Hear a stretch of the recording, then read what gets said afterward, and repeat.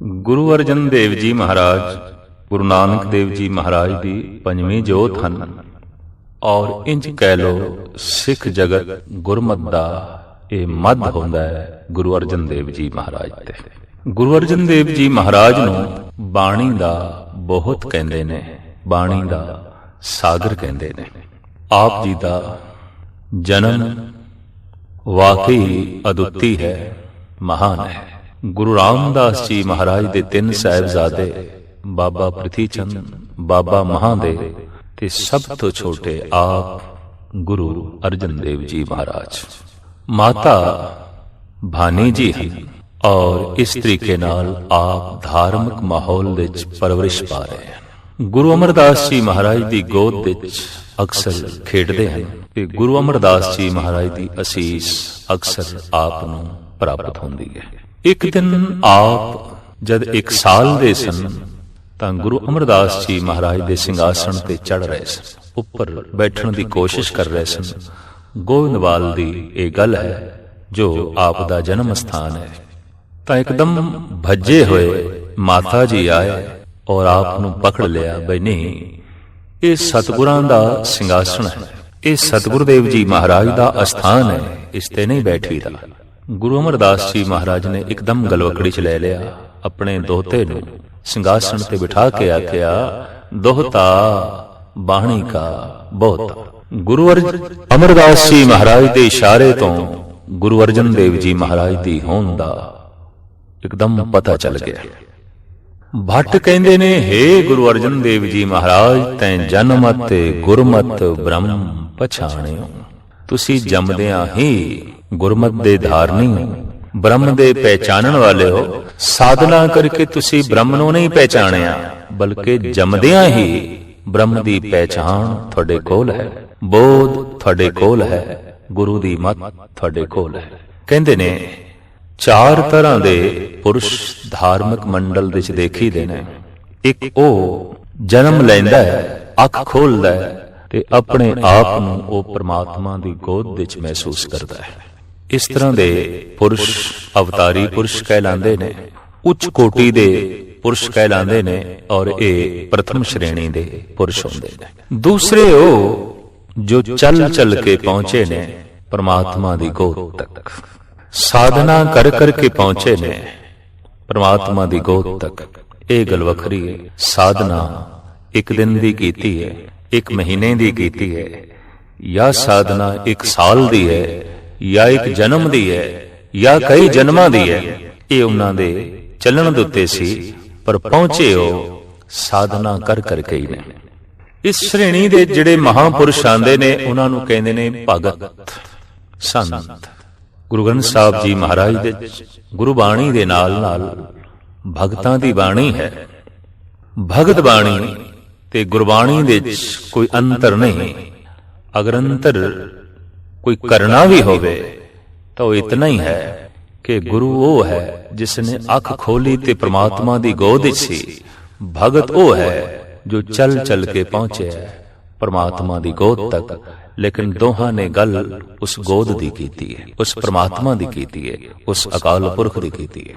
तो कबीर ते खुद अपनी रचना विच कबूल करदे ने कि पूर्व जन्म हम तुमरे सेवक अब तो मिटिया ना जाई। हे अकाल पुरख, पिछले जन्म दे च भी मैं तेरा सेवक सी, साधना करदा रहा, पर मेरी साधना सफल नहीं हुई क्योंकि मैं तेरी गोद तक नहीं पहुंचया, मैं तेरे दर तक नहीं पहुंच सकिया। जीवन दा अंत हो गया रस्ते दे और अद की तू मेहर कर, बख्शिश कर, मैं तेरी गोद तक पहुंचा, तेरे दर तक पहुंचा, तेरे घर तक पहुंचा। तो दूसरी श्रेणी दे ये मनुख आउंदे ने परम पुरख जो चल चल के परमात्मा दी गोद तक पहुंचे ने।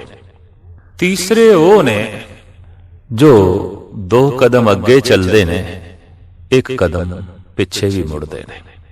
उन्हां दा चलना बस ऐसा है, अगे भी गए पिछे भी चले गए, दान पुण्य भी कीता पर कुछ बेईमानी भी कर ली, सच भी बोल लिया, झूठ भी बोल लिया, परोपकार भी कर लिया, दुराचार भी कर लिया, अगे भी वधे पिछे भी मुड़े।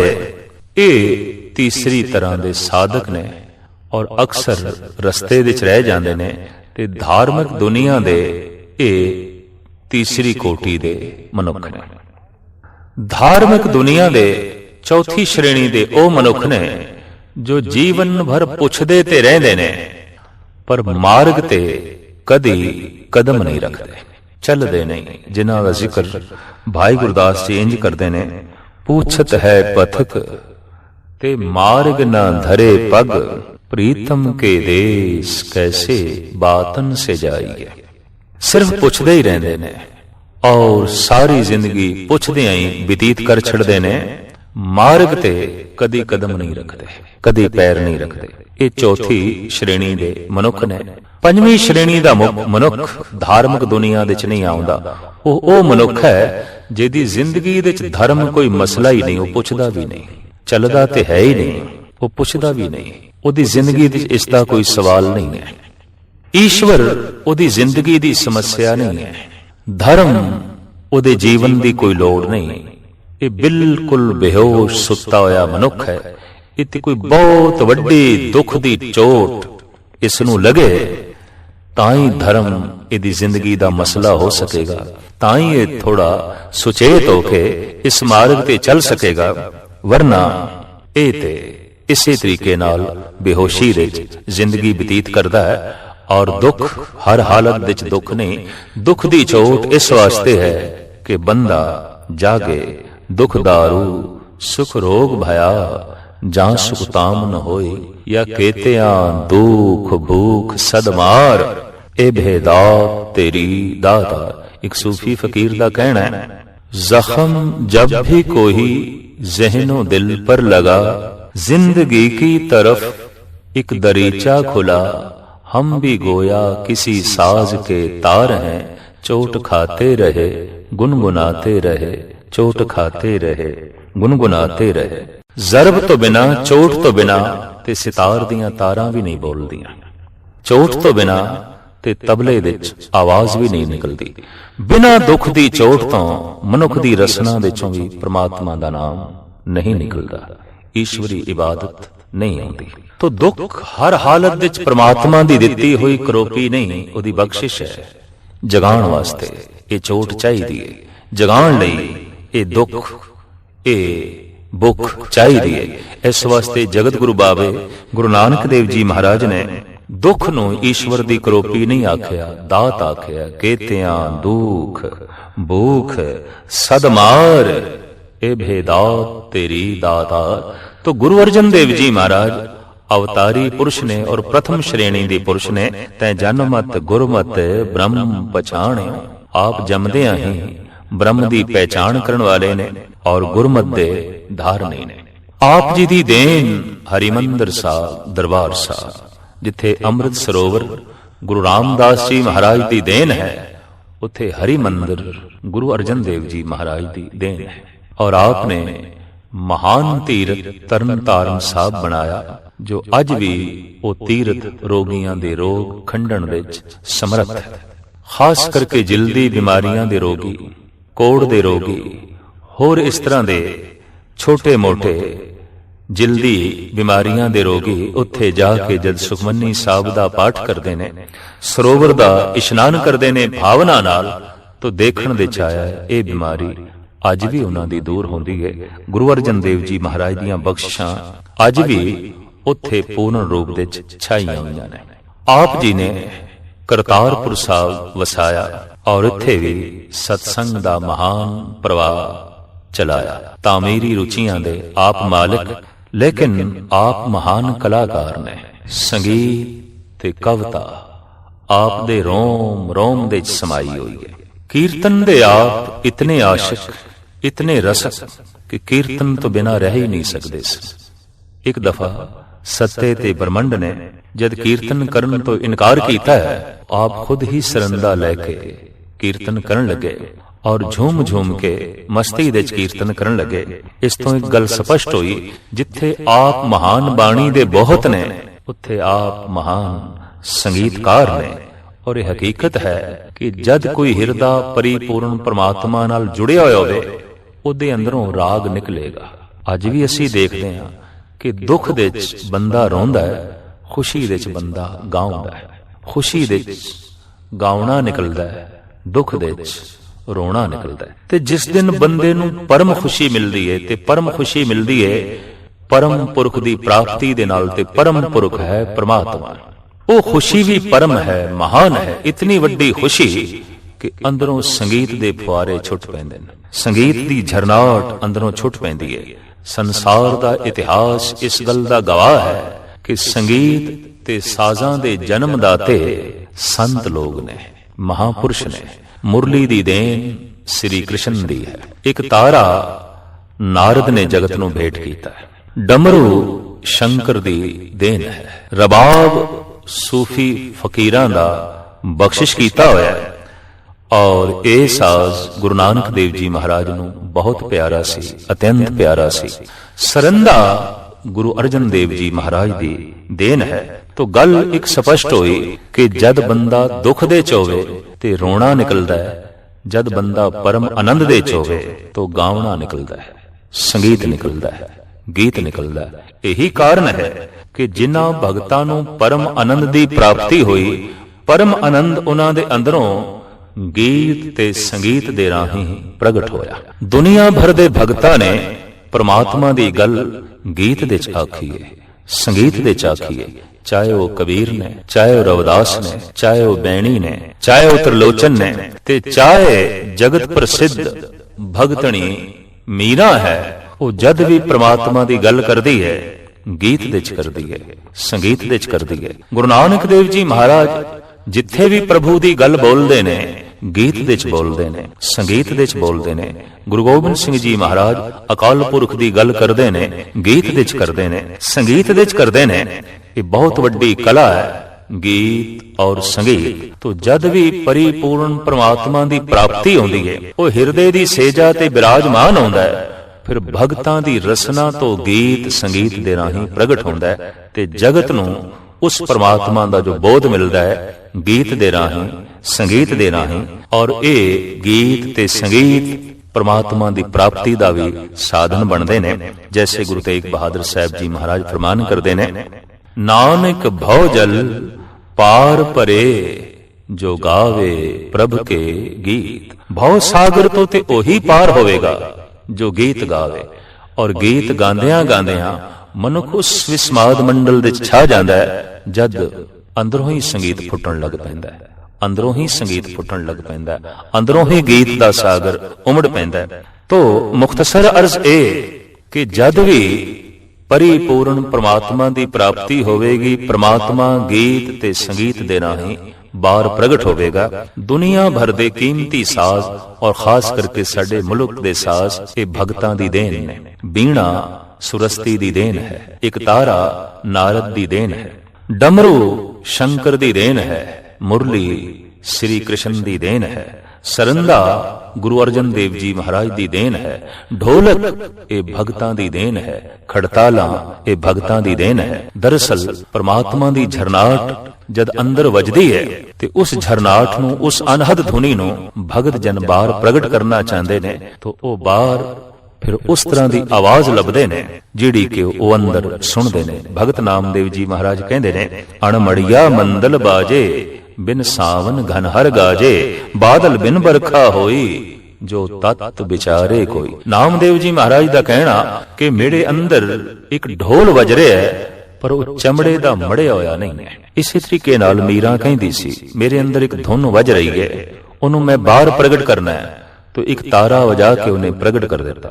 ढोलक वजा के नामदेव ने अंदर दी धुन नूं बाहर प्रगट कर दिता। डमरू वजा के अंदर दे अनहद नाद नूं शंकर ने बाहर प्रगट कर दिता। और रबाब दी झरनाट दे नाल अनहद बाणी नूं गुरु नानक देव जी महाराज ने गा गा के बाहर प्रगट किया। सरंदे दी धुन दे नाल गुरु अर्जन देव जी महाराज ने अंदर दे गीत नूं अंदर दे संगीत नूं बाहर जो है प्रगट किया। तो गल स्पष्ट है, बहुते दुख दे बंदा रोंदा है, परम आनंद दे मनुख गाउंदा है। गीत दा संगीत दा संबंध खुशी दे है। अज भी जिस घर दे कोई मंगल होवे, कोई खुशी होवे, उत्थे फिर गीत संगीत दियां धुना छिड़दियां ने। जैसे बरात है ਤੋ ਬਰਾਤ ਤੇ ਸੰਗੀਤ ਨਾਲ ਸ਼ੋਭਾ ਪਾਉਂਦੀ ਹੈ। ਬੈਂਡ ਬਾਜੇ, ਢੋਲਕ, ਮਰਦੰਗ ਇਤਿਆਦਿ। ਖੁਸ਼ੀ ਜਿੱਥੇ ਵੀ ਹੋਵੇਗੀ ਉੱਥੇ ਸੰਗੀਤ ਹੋਵੇਗਾ, ਖੁਸ਼ੀ ਜਿੱਥੇ ਵੀ ਹੋਵੇਗੀ ਉੱਥੇ ਗੀਤ ਹੋਵੇਗਾ। ਤੋ ਗੀਤ ਪ੍ਰਮਾਤਮਾ ਹੈ, ਸੰਗੀਤ ਪ੍ਰਮਾਤਮਾ ਹੈ। ਔਰ ਗੁਰੂ ਅਰਜਨ ਦੇਵ ਜੀ ਮਹਾਰਾਜ ਗੀਤ ਤੇ ਸੰਗੀਤ ਦੇ ਮੁਜੱਸਮੇ ਨੇ। ਆਪ ਦੇ ਰੋਮ ਰੋਮ ਵਿੱਚ ਸੰਗੀਤ ਹੈ, ਆਪ ਦੇ ਰੋਮ ਰੋਮ ਵਿੱਚ ਪ੍ਰਮਾਤਮਾ ਦੇ ਗੀਤ ਨੇ। ਸਾਹਿਬ ਸ੍ਰੀ ਗੁਰੂ ਅਰਜਨ ਦੇਵ ਜੀ ਮਹਾਰਾਜ ਕੋਮਲ ਹਿਰਦੇ ਦੇ ਮਾਲਕ। ਪਰ ਇਸ ਤਰ੍ਹਾਂ ਦੇ ਜਿਹੜੇ ਪੁਰਸ਼ ਹੁੰਦੇ ਨੇ ਸਤਵਾਦੀ, ਇਹ ਪਰੰਪਰਾਵਾਦੀ ਨਹੀਂ ਹੁੰਦੇ। ਤੋ ਅਕਸਰ ਇਹਨਾਂ ਦਾ ਸਤਾਧਾਰੀਆਂ ਨਾਲ ਘੋਲ ਹੋ ਜਾਂਦਾ ਹੈ, ਟਕਰਾਓ ਹੋ ਜਾਂਦਾ ਹੈ। ਵਕਤ ਦੀ ਹਕੂਮਤ, ਵਕਤ ਦੇ ਹੋਰ ਸਮਾਜ ਦੇ ਮੁਖੀ, ਧਰਮ ਦੇ ਮੁਖੀ ਗੁਰੂ ਅਰਜਨ ਦੇਵ ਜੀ ਮਹਾਰਾਜ ਨਾਲ ਟਕਰਾਏ ਕਿਉਂ? ਕਿ ਪਰਮ ਪੁਰਖ ਪਰੰਪਰਾਵਾਦੀ ਨਹੀਂ ਹੁੰਦਾ, ਸਤਵਾਦੀ ਹੁੰਦਾ ਹੈ। ਤੇ ਸਤ ਤੇ ਪਰੰਪਰਾ ਵਿੱਚ ਬੜਾ ਅੰਤਰ ਹੈ। ਪਰੰਪਰਾ ਤੇ ਲਕੀਰ ਦਾ ਫਕੀਰ, ਮੱਖੀ ਤੇ ਮੱਖੀ ਮਾਰਨਾ। ਪਰ ਸਤਵਾਦੀ ਤੇ ਉਹ ਦੇਖਦਾ ਹੈ ਕਿ ਸਚਾਈ ਕੀ ਹੈ, ਸੱਚ ਕੀ ਹੈ।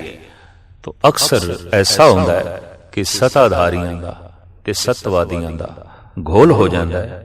ਉਡੀਕ ਹੈ ਉਸ ਦਿਨ ਦੀ ਜਿਸ ਦਿਨ ਸਤਾ ਤੇ ਸਤਾਧਾਰੀ ਦੇ ਵਿੱਚ, ਸਤ ਤੇ ਸਤਾਧਾਰੀ ਦੇ ਵਿੱਚ ਘੋਲ ਨਾ ਹੋਵੇ, ਇੱਕ ਮਿਕ ਹੋਵੇ। ਤੇ ਇਹ ਤਾਂ ਹੀ ਹੋ ਸਕੇਗਾ ਕਿ ਸਤਵਾਦੀ ਸਤਾਧਾਰੀ ਹੋਵੇ ਤੇ ਸਤਾਧਾਰੀ ਸਤਵਾਦੀ ਹੋਵੇ। ਤਾਂ ਹੀ ਜਗਤ ਵਿੱਚ ਕਲਿਆਣ, ਮੰਗਲਾ ਚਰਨ ਦੀਆਂ ਧੁਨਾਂ ਗੂੰਜਣਗੀਆਂ। ਨਹੀਂ ਤੇ ਜਗਤ ਅਨਰਥ ਤੇ ਨਰਕ ਦਾ ਰੂਪ ਬਣਿਆ ਰਹੇਗਾ। ਸਾਹਿਬ ਸ੍ਰੀ ਗੁਰੂ ਅਰਜਨ ਦੇਵ ਜੀ ਮਹਾਰਾਜ ਦੇ ਨਾਲ ਮਸੰਦਾਂ ਤੇ ਸ਼ਰੀਕਾਂ ਨੇ ਵੀ ਬਹੁਤ ਭੈੜਾ ਵਤੀਰਾ ਕੀਤਾ। ਔਰ ਖਾਸ ਕਰਕੇ ਆਪ ਦੇ ਵੱਡੇ ਭਰਾ ਨੇ ਚਾਰੋਂ ਪਾਸੇ ਮਸੰਦਾਂ ਦੀ ਡਿਊਟੀ ਲਾ ਦਿੱਤੀ। ਕੋਈ ਵੀ ਸਿੱਖ, ਕੋਈ ਵੀ ਸ਼ਰਧਾਲੂ ਗੁਰੂ ਅਰਜਨ ਦੇਵ ਜੀ ਮਹਾਰਾਜ ਤੱਕ ਪਹੁੰਚਣ ਨਾ ਪਾਵੇ। ਐਸਾ ਹੋਇਆ 3 ਦਿਨ ਲੰਗਰ ਵੀ ਮਸਤਾਨਾ ਰਿਹਾ। ਔਰ ਹਾਲਤ ਐਸੀ ਹੋ ਗਈ ਕਿ ਜਗਤ ਮਾਤਾ ਗੰਗਾ ਜੀ ਆਪ ਜੀ ਦੀ ਸੁਪਤਨੀ, ਉਹਨਾਂ ਨੇ ਸਾਰਾ ਘਰ ਟੋਲਿਆ। ਬੜੀ ਮੁਸ਼ਕਿਲ ਦੇ ਨਾਲ ਇੱਕ ਮਿੱਟੀ ਦੇ ਭਾਂਡੇ ਦੇ ਵਿੱਚ ਥੋੜਾ ਜਿਹਾ ਬੇਸਨ ਪਿਆ ਸੀ, ਉਹਦੇ 2 ਪ੍ਰਸ਼ਾਦੇ ਬਣਾ ਕੇ ਸਤਿਗੁਰਾਂ ਦੇ ਅੱਗੇ ਰੱਖੇ। ਕਿਉਂਕਿ ਪ੍ਰਿਥੀ ਚੰਦ ਅੰਨ ਲੁੱਟ ਕੇ ਲੈ ਗਿਆ ਸੀ, ਧਨ ਲੁੱਟ ਕੇ ਲੈ ਗਿਆ, ਚਾਰਪਾਈਆਂ ਲੁੱਟ ਕੇ ਲੈ ਗਿਆ, ਭਾਂਡੇ ਲੁੱਟ ਕੇ ਲੈ ਗਿਆ, ਘਰ ਵਿੱਚ ਕੁਝ ਵੀ ਨਹੀਂ ਸੀ। 2 ਰੁੱਖੇ ਮਿੱਸੇ ਪ੍ਰਸ਼ਾਦੇ ਜਦ ਗੁਰੂ ਅਰਜਨ ਦੇਵ ਜੀ ਮਹਾਰਾਜ ਦੇ ਅੱਗੋਂ ਰੱਖੇ ਤਾਂ ਆਪ ਜ਼ਾਰੋ ਜ਼ਾਰ ਰੋ ਪਈਆਂ। ਧੀਰਜ, ਦਿਆਲੂ ਤੇ ਬ੍ਰਹਮ ਗਿਆਨ ਦੇ ਮੁਜੱਸਮੇ ਗੁਰੂ ਅਰਜਨ ਦੇਵ ਜੀ ਮਹਾਰਾਜ ਨੇ ਆਪਣੀ ਪਤਨੀ ਨੂੰ ਸੰਬੋਧਨ ਕਰਦਿਆਂ ਹੋਇਆਂ ਇਹ ਕੀਮਤੀ ਪੰਕਤੀਆਂ ਉਚਾਰਨ ਕੀਤੀਆਂ ਜੋ ਗੁਰੂ ਗ੍ਰੰਥ ਸਾਹਿਬ ਜੀ ਮਹਾਰਾਜ ਦੇ ਅੰਦਰ ਕਾਨੜਾ ਰਾਗ ਦੇ ਵਿੱਚ ਦਰਜ ਨੇ। ਰੂਖੋ ਭੋਜਨ ਭੂਮ ਸੈਨ ਸਖੀ, ਪ੍ਰੇ ਸੰਗ ਸੁਖ ਬਿਹਾਤ। ਕੀ ਹੋਇਆ ਐ ਸਖੀ? ਭੋਜਨ ਰੁੱਖਾ ਹੈ, ਅੰਨ ਨਹੀਂ ਹੈ, ਧਨ ਨਹੀਂ ਹੈ, ਪਰ ਤੂੰ ਫਿਕਰ ਨਾ ਕਰ। ਪ੍ਰਿਥੀ ਚੰਦ ਅੰਨ ਲੁੱਟ ਕੇ ਲੈ ਗਿਆ, ਧਨ ਲੁੱਟ ਕੇ ਲੈ ਗਿਆ, ਬਸਤਰ ਲੁੱਟ ਕੇ ਲੈ ਗਿਆ, ਸਾਜ਼ੋ ਸਮਾਨ ਲੁੱਟ ਕੇ ਲੈ ਗਿਆ, ਪਰ ਇਹਨਾਂ ਸਾਰੀਆਂ ਦਾਤਾਂ ਨੂੰ ਦੇਣ ਵਾਲਾ ਜਿਹੜਾ ਦਾਤਾ ਹੈ ਉਹ ਤੇ ਮੇਰੇ ਹਿਰਦੇ 'ਚ ਬੈਠਾ ਹੈ। ਉਸ ਨੂੰ ਤੇ ਲੁੱਟ ਕੇ ਨਹੀਂ ਲੈ ਗਿਆ, ਉਹ ਤੇ ਮੇਰੇ ਕੋਲ, ਉਹ ਤੇ ਮੇਰੇ ਅੰਦਰ ਬਿਰਾਜਮਾਨ। ਇਤਨੇ ਧੀਰਜਵਾਨ, ਖਿਮਾ ਦੀ ਮੂਰਤੀ, ਨਿਰਮਾਣਤਾ ਦੇ ਮੁਜੱਸਮੇ ਸਾਹਿਬ ਸ੍ਰੀ ਗੁਰੂ ਅਰਜਨ ਦੇਵ ਜੀ ਮਹਾਰਾਜ। ਪ੍ਰੀਤ ਆਪ ਦੇ ਰੋਮ ਰੋਮ ਦੇ ਛਾਈ ਹੋਈ ਹੈ, ਰੱਬੀ ਪਿਆਰ ਆਪ ਦੇ ਅੰਗ ਅੰਗ ਦੇ ਸਮਾਇਆ ਹੋਇਆ। ਆਪ ਤੇ ਕਹਿੰਦੇ ਨੇ ਇੱਕ ਘੜੀ ਨਾ ਮਿਲਤੇ ਤਾਂ ਕਲ ਜੁਗ ਹੋਤਾ, ਹੁਣ ਕਦ ਮਿਲੀਏ ਪ੍ਰਿਯ ਤੁਧ ਭਗਵੰਤਾ। ਇਹ ਅਕਾਲ ਪੁਰਖ, ਇਹ ਤੇ ਇੱਕ ਪਰੰਪਰਾ ਹੈ, ਕਥਨੀ ਹੈ ਕਿ ਸਤਜੁਗ ਤੋਂ ਬਾਅਦ ਤ੍ਰੇਤਾ ਆਇਆ, ਤ੍ਰੇਤੇ ਤੋਂ ਬਾਅਦ ਦੁਆਪੁਰ ਆਇਆ, ਦੁਆਪੁਰ ਤੋਂ ਬਾਅਦ ਕਲਯੁਗ ਆਇਆ। ਅਸਲੀਅਤ ਇਹ ਹੈ ਐ ਪ੍ਰਭੂ ਜਿਸ ਘੜੀ ਤੋ ਨਹੀਂ ਮਿਲਦਾ ਬਸ ਉਸੇ ਵਕਤ ਕਲਯੁਗ ਹੈ। ਜਦ ਤੇਰਾ ਮਿਲਾਪ ਹੈ ਤਾਂ ਸਤਜੁਗ ਹੈ ਔਰ ਤੇਰਾ ਵਿਛੋੜਾ ਹੈ तो कल युग है। एक घड़ी ना मिलते तां कल युग होता, हुण कद मिलिए प्रिय तुद भगवंता। प्यार आप दे रोम रोम दे समाया। सब तो महान देन जो गुरु अर्जन देव जी महाराज दी सिख जगत लई है वो है गुरु ग्रंथ साहब जी महाराज दी बीड़ दी बंदिश। आपने गुरु नानक देव जी महाराज, गुरु अंगद देव जी महाराज, गुरु अमरदास जी महाराज ते गुरु रामदास जी महाराज दी बाणी संग्रह कीती, इकत्तर कीतियां, पोथियां इकत्तर कीतियां ते फिर अपनी बाणी ਇਹ ਬੀੜ ਆਪਨੇ ਬਣਾਈ ਰਾਮਸਰ ਦੇ ਵਿੱਚ, ਸ਼੍ਰੀ ਅੰਮ੍ਰਿਤਸਰ ਦੇ ਵਿੱਚ ਰਾਮਸਰ ਦੇ ਤੱਟ ਤੇ ਬੈਠ ਕੇ ਆਪ ਨੇ ਇਹ ਬੀੜ ਤਿਆਰ ਕਰਵਾਈ ਸਾਹਿਬ ਸ਼੍ਰੀ ਗੁਰੂ ਗ੍ਰੰਥ ਸਾਹਿਬ ਜੀ ਮਹਾਰਾਜ ਦੀ, ਤੇ ਫਿਰ ਹਰਿਮੰਦਰ ਸਾਹਿਬ ਦੇ ਵਿੱਚ ਆਪ ਨੇ ਪ੍ਰਕਾਸ਼ ਕਰਵਾਇਆ। ਬੀੜ ਤਿਆਰ ਕਰਾਉਣ ਲੱਗਿਆਂ ਇਸ ਗੱਲ ਦਾ ਖਾਸ ਧਿਆਨ ਰੱਖਿਆ ਗਿਆ ਕਿ ਉਹਨਾਂ ਭਗਤਾਂ ਦੀ ਬਾਣੀ ਨੂੰ ਹੀ ਗੁਰੂ ਗ੍ਰੰਥ ਸਾਹਿਬ ਜੀ ਮਹਾਰਾਜ ਦੇ ਚਾੜਨਾ ਹੈ ਜੋ ਸਿੱਖੀ ਆਸ਼ੇ ਦੇ ਅਨੁਕੂਲ ਹਨ, ਸੱਚ ਦੇ ਅਨੁਕੂਲ ਹਨ, ਯਥਾਰਥ ਦੇ ਅਨੁਕੂਲ ਹਨ। ਭਗਤ ਛੱਜੂ ਜੀ ਜਦ ਆਏ ਤੇ ਉਹਨਾਂ ਨੇ ਆਪਣਾ ਕਲਾਮ ਪੇਸ਼ ਕੀਤਾ ਤੇ ਕਹਿਣ ਲੱਗੇ, ਕਾਗਜ਼ ਸੰਧੀ ਪੂਤਰੀ ਤੋ ਵੀ ਤ੍ਰਿਏ ਨਾ ਨਿਹਾਰ, ਯਹੀ ਮਾਰ ਲੈ ਜਾਵਈ ਯਥਾ ਬਿਲੋਚਨ ਧਾਰ। ਇਸਤਰੀ ਅਗਰ ਕਾਗਜ਼ ਦੀ ਵੀ ਬਣੀ ਹੋਵੇ ਤਾਂ ਨਹੀਂ ਵੇਖਣਾ ਚਾਹੀਦਾ, ਮਨ ਚੰਚਲ ਹੋ ਜਾਂਦਾ ਹੈ। ਤਾਂ ਗੁਰੂ ਅਰਜਨ ਦੇਵ ਜੀ ਮਹਾਰਾਜ ਕਹਿਣ ਲੱਗੇ, ਛੱਜੂ ਆਪਣੀ ਮਾਂ ਨੂੰ ਵੇਖਦਾ ਹੈ ਕਿ ਨਹੀਂ, ਆਪਣੇ ਭੈਣ ਦੇ ਦਰਸ਼ਨ ਕਰਦਾ ਹੈ ਜਾਂ ਨਹੀਂ? ਭੈਣ ਨੂੰ ਵੇਖ ਕੇ ਮਨ ਮੈਲਾ ਹੁੰਦਾ ਹੈ? ਛੱਜੂ ਜੀ ਕਹਿਣ ਲੱਗੇ, ਨਹੀਂ। ਮਾਂ ਨੂੰ ਵੇਖ ਕੇ ਕਦੀ ਮਨ ਮੈਲਾ ਹੋਇਆ ਹੈ? ਨਹੀਂ ਮਹਾਰਾਜ, ਕਦੀ ਨਹੀਂ ਮੈਲਾ ਹੋਇਆ। ਤੋ ਜਗਤ ਦੇ तमाम ਇਸਤਰੀਆਂ ਨੂੰ ਮਾਂ ਸਮਝ ਲੈ, ਭੈਣ ਸਮਝ ਲੈ, ਮਨ ਮੈਲਾ ਨਹੀਂ ਹੋਏਗਾ, ਮਨ ਨਿਰਮਲ ਹੋਵੇਗਾ। ਕਾਨਾ ਜੀ ਕਹਿਣ ਲੱਗੇ, ਮੈਂ ਉਹੀ ਰੇ, ਮੈਂ ਉਹੀ ਰੇ। ਇੱਕਦਮ ਰੋਕਿਆ। ਸਤਿਗੁਰੂ ਕਹਿਣ ਲੱਗੇ, ਅਸੀਂ ਮੈਂ ਦੇ ਚ ਲੀਨ ਨਹੀਂ ਹੋਣਾ, ਅਸੀਂ ਤੂੰ ਦੇ ਚ ਲੀਨ ਹੋਣਾ। ਤੇਰੇ ਬਚਨ ਵੀ ਗੁਰੂ ਆਸ਼ੇ ਅਨੁਸਾਰ ਨਹੀਂ ਨੇ। ਫਿਰ ਜਮਾਲ ਹੁਸੈਨ ਬੋਲੇ, ਚੁੱਪ ਵੇ ਅੜਿਆ ਚੁੱਪ, ਬੋਲਣ ਦੀ ਨਹੀਂ ਜਾਵੇ ਅੜਿਆ, ਚੁੱਪ ਵੇ ਅੜਿਆ ਚੁੱਪ। ਸਤਿਗੁਰੂ ਕਹਿਣ ਲੱਗੇ, ਨਹੀਂ, ਤੇਰੇ ਬੋਲ ਵੀ ਗੁਰੂ ਆਸ਼ੇ ਅਨੁਸਾਰ ਨਹੀਂ ਨੇ। ਅਸੀਂ ਤੇ ਇਸ ਢੰਗ ਦੇ ਬਚਨਾਂ ਨੂੰ ਹੀ ਥਾਂ ਦੇ ਸਕਦੇ ਹਾਂ, ਜਬ ਲਗ ਦੁਨੀਆ ਰਹੀਏ ਨਾਨਕ ਕਿਛ ਸੁਣੀਏ ਕਿਛ ਕਹੀਏ। ਜਗਤ ਦੇ ਜਿਤਨੇ ਦਿਨ ਤੱਕ ਜੀਵਣਾ ਹੈ, ਕੁਛ ਕਹਿਣਾ ਹੈ, ਕੁਝ ਸੁਣਨਾ ਹੈ। ਇਸੇ ਲਈ ਅਕਾਲ ਪੁਰਖ ਨੇ ਕੰਨ ਬਣਾਏ ਨੇ, ਰਸਨਾ ਬਣਾਈਏ। ਇਹ ਨਹੀਂ ਕਿ ਖਾਮੋਸ਼ ਹੋ ਜਾਣਾ ਹੈ, ਚੁੱਪ ਹੋ ਜਾਣਾ, ਨਹੀਂ, ਬੋਲਣਾ ਹੈ। ਬੋਲ ਕੇ ਹੀ ਜਗਤ ਨਾਲ ਸੰਬੰਧ ਜੁੜਦਾ ਹੈ ਤੇ ਬੋਲ ਕੇ ਹੀ ਪ੍ਰਮਾਤਮਾ ਨਾਲ ਸੰਬੰਧ ਜੁੜਦਾ ਹੈ। ਠੀਕ ਢੰਗ ਨਾਲ ਬੋਲ ਸਕੀਏ, ਇਸ ਵਾਸਤੇ ਜਗਤ ਤੋਂ ਕੁਝ ਸੁਣਦੇ ਵੀ ਰਹਿਣਾ ਹੈ, ਠੀਕ ਸੁਣਦੇ ਵੀ ਰਹਿਣਾ ਹੈ, ਤਾਂ ਕਿ ਜਗਤ ਦੀ ਹੋਂਦ ਦਾ ਔਰ ਉਹਦੀ ਅਸਲੀਅਤ ਦਾ ਪਤਾ ਚੱਲੇ। ਤੋ ਆਪ ਨੇ ਬੜੀ ਸਾਵਧਾਨੀ ਦੇ ਨਾਲ ਭਗਤਾਂ ਦੀ ਬਾਣੀ ਇਕੱਤਰ ਕੀਤੀ ਔਰ ਉਹਨਾਂ ਭਗਤਾਂ ਦੀ ਜੋ ਗੁਰੂ ਤੇ ਸੱਚ ਦੇ ਆਸ਼ੇ ਅਨੁਸਾਰ ਸੀ, ਇਸ ਢੰਗ ਨਾਲ ਆਪ ਨੇ ਬਾਣੀ ਦਾ ਬੋਹਤ, ਬਾਣੀ ਦਾ ਜਹਾਜ਼ ਤਿਆਰ ਕਰਾਇਆ ਔਰ ਹਰਿਮੰਦਰ ਸਾਹਿਬ ਵਿੱਚ ਪ੍ਰਕਾਸ਼ ਕਰਾ ਕੇ ਤਾਬਿਆਂ ਵਿੱਚ ਬਿਠਾਇਆ ਭਾਈ ਬੁੱਢਾ ਜੀ ਨੂੰ। ਆਪ ਨੇ ਉਸ ਦਿਨ ਜੋ ਸਿੱਖਾਂ ਪ੍ਰਤੀ ਉਪਦੇਸ਼ ਕੀਤਾ ਹੋਏ ਕਿ ਸਤਿਗੁਰ ਕੇ ਸਰੀਰ ਹੈ ਜੋ, ਸਭ ਥਾਨ ਸਮੇ ਸਭ ਨਾ ਦਰਸੈ ਹੈ, ਗ੍ਰੰਥ ਹਿਰਦਾ ਗੁਰ ਕੋ ਇਹੋ ਜਾਨੋ, उत्तम है सब काल रहे हैं। मेरे स्वरूप ते या ते है धीरग, साहिब जान अदायब कह हो, पूजो चंदन को केसर को घस, धूप दुखाए के फूल चढ़े हो। साहिब कहते मेरे स्वरूप तो वड्डा करके जानना क्यों, मैं अज हां कल नहीं, पर ਇਹ ਜੁਗੋ ਜੁਗ ਅਟਲ ਨੇ।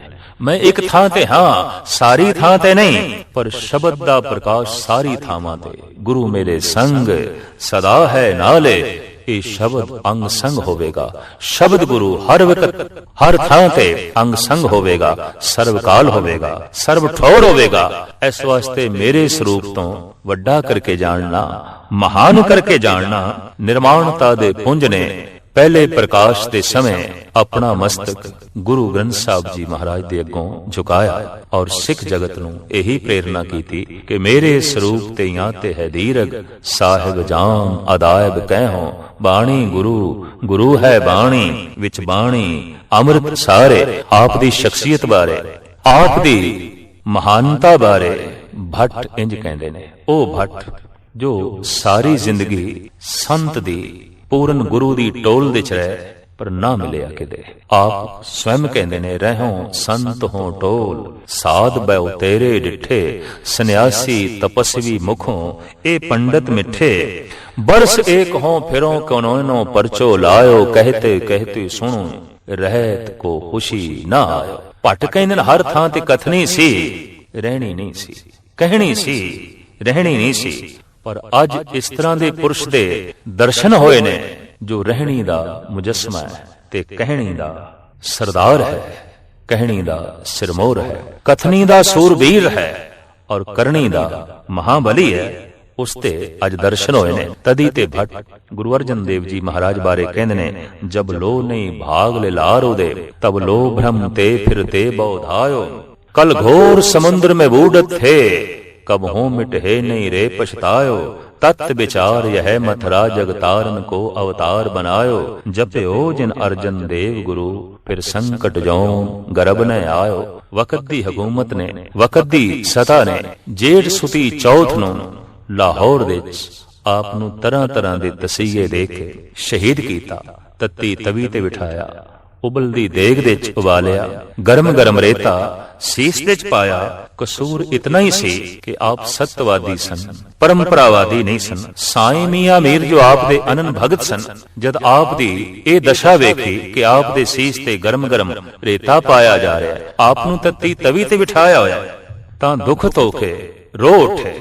ਗੁਰਦੇਵ ਨੇ ਉਸ ਵਕਤ ਜਿਹੜੇ ਬਚਨ ਉਚਾਰਨ ਕੀਤੇ, ਬਕੌਲ ਇੱਕ ਸ਼ਾਇਰ ਸੁਣ ਕਿਹਾ, ਸਤਿਗੁਰ ਨੇ ਮੀਆਂ ਛੋੜੋ ਪ੍ਰੀਤੀ ਚਾਮ ਸੇ, ਕਿਆ ਹੁਆ ਤਨ ਤਪ ਗਿਆ ਮਨ ਸ਼ਾਂਤ ਹੈ ਹਰੀ ਨਾਮ ਸੇ। ਆਪ ਦੇ ਹੀ ਬਚਨ ਨੇ, ਚੰਦਨ ਚੰਦ ਨਾ ਸਰਦ ਰੁੱਤ, ਮੂਲ ਨ ਮਿਟਾਈ ਘਾਮ, ਸੀਤਲ ਥੀਵੇ ਨਾਨਕਾ ਜਪੰਦੜੋ ਹਰੀ ਨਾਮ। ਬਾਹਰ ਦੀ ਗਰਮੀ ਔਰ ਬਾਹਰ ਦੀ ਠੰਡ ਇਹ ਤੇ ਬਾਹਰ ਹੀ ਰਹਿੰਦੀ ਹੈ, ਪਰ ਅੰਦਰ ਦੀ ਸੀਤਲਤਾ ਤੇ ਹਰੀ ਨਾਮ ਨਾਲ ਮਿਲਦੀ ਏ, ਔਰ ਅੰਦਰ ਦੀ ਤਮਾਮ ਗਰਮੀ ਹਰੀ ਨਾਮ ਦੇ ਨਾਲ ਦੂਰ ਹੁੰਦੀ ਏ, ਪ੍ਰਭੂ ਸਿਮਰਨ ਦੇ ਨਾਲ ਦੂਰ ਹੁੰਦੀ ਏ। ਤੋ ਸਿਮਰਨ ਦਾ ਹੀ ਸਾਗਰ, ਗਿਆਨ ਦਾ ਸਾਗਰ ਗੁਰੂ ਗ੍ਰੰਥ ਸਾਹਿਬ ਜੀ ਮਹਾਰਾਜ, ਇਹ ਮਹਾਨ ਦੇਣ ਜਗਤ ਨੂੰ ਗੁਰੂ ਅਰਜਨ ਦੇਵ ਜੀ ਮਹਾਰਾਜ ਦੀ ਹੈ।